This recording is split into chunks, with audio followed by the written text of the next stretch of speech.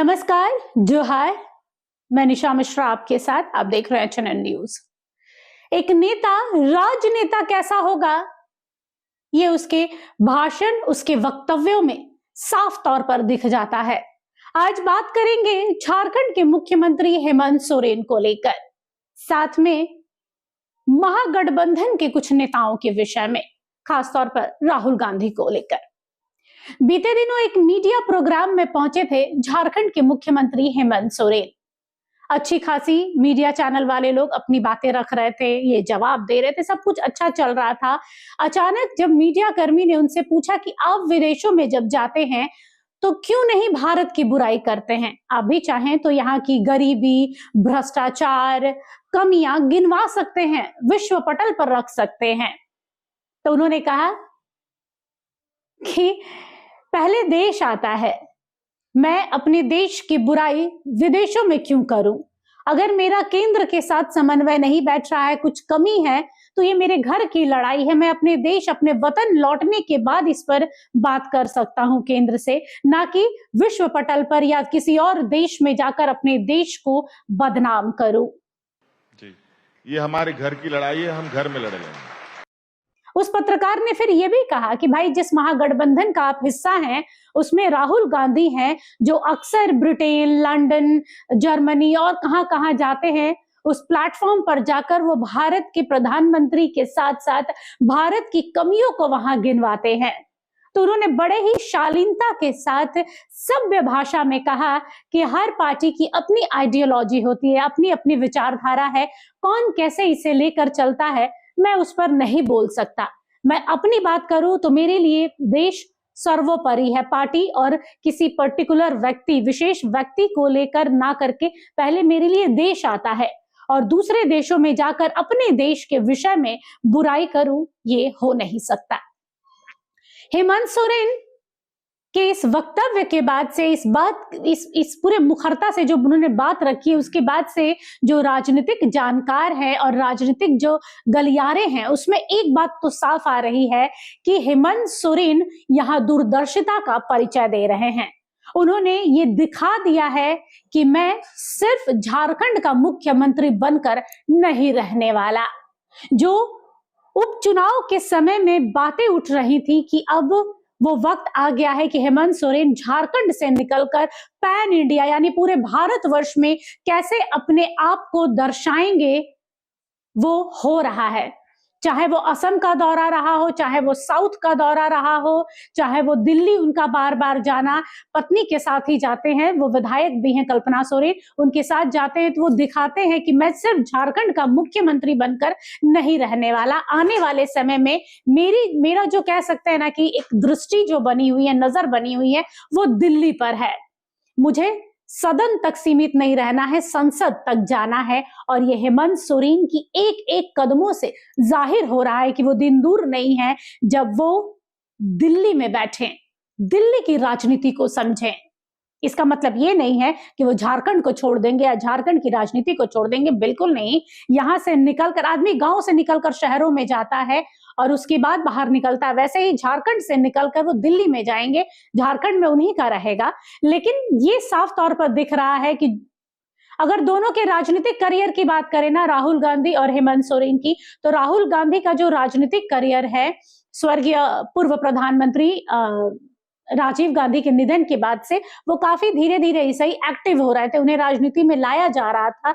लेकिन इतना लंबा समय बीत गया, अभी भी वो जगह नहीं वो प्राप्त कर पाए हैं जो कम समय में हेमंत सोरेन ने, 10-15 सालों का उनका राजनीतिक करियर रहा होगा, बतौर डेप्यूटी सीएम उन्होंने शुरू किया और आज मुख्यमंत्री बनकर दूसरे कार्यकाल के 1.5 साल पूरा हो गया है, उसमें वो झारखंड को लेके चल रहे हैं। हाल फिलहाल में दावोस गए, लंदन गए, अपने राज्य को कैसे ट्राइबल, अपने आप को कैसे प्रस्तुत करते, उनकी जीवन शैली क्या है, उनकी सभ्यता क्या है, संस्कृति क्या है, उन्होंने विदेशों में दिखाया, इन्वेस्टमेंट की बात की। तो इससे दिखता है कि वो एक राज्य नेता से अब जननायक बनने की राह पर हैं। और आपने देखा होगा विपक्ष को, चाहे वो बाबूलाल मरांडी रहे हो, पूर्व मुख्यमंत्री चंपई सोरेन रहे हो जो उन्हीं की पार्टी से निकलकर आज भाजपा में है, अर्जुन मुंडा रहे हो, जितने भी तमाम बड़े चेहरे रहे, आदित्य साहू रहे हो, जब मुख्यमंत्री हेमंत सोरेन, उनके कार्यकाल, उनके पार्टी जेएमएम को कोसा जाता है, कुछ बोला जाता है, एलिगेशंस लगाया जाता है। नॉर्मल अगर कोई नेता रहता है ना तो आपा होकर, या फिर भाई ह्यूमन नेचर है, आप किसी भी एक्शन का रिएक्शन देते हैं, लेकिन हेमंत सोरेन वो नहीं करते हैं। हेमंत सोरेन एकदम शांत समंदर की तरफ बैठे रहते हैं कि तुम्हें जितना कुछ बोलना है बोलो, मैं अपने अंदर समाते जाऊंगा। विपक्ष की लगातार, चाहे वो अपहरण का मुद्दा रहा हो, क्राइम का मुद्दा रहा हो, खनन, माइनिंग, अवैध खनन जो हो रहा है उसको लेकर बाबूलाल मरांडी एक झंडा खड़े किए रहते हैं। रोजाना उनका एक ट्वीट, एक पोस्ट सोशल मीडिया पर दिख जाएगा जब वो हेमंत सोरेन सरकार को किसी ना किसी मुद्दे पर घेर रहे हैं। लेकिन हेमंत सोरेन है कि जस से तस नहीं होने वाले हैं।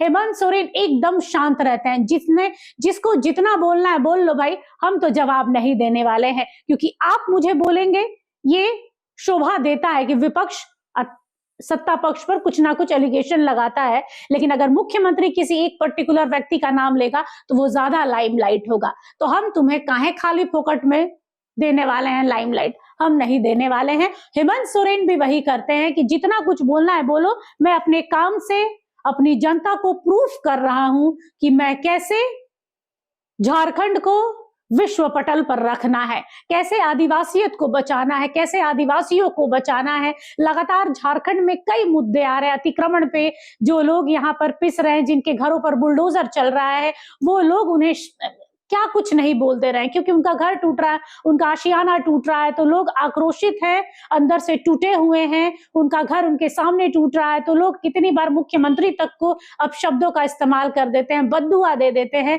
लेकिन मुख्यमंत्री हैं कि सब कुछ चुपचाप, कह सकते हैं एकदम नीलकंठ की तरह विष को पिए जा रहे हैं कि भाई जब मुख्यमंत्री के पद पर बैठे हैं तो ये सिंहासन सिर्फ गद्दे और मलमल के कपड़े से नहीं बना, ये कांटों का ताज है जो सिर पर है, और जिस पर बैठे हैं वो भी कांटों से भरा है।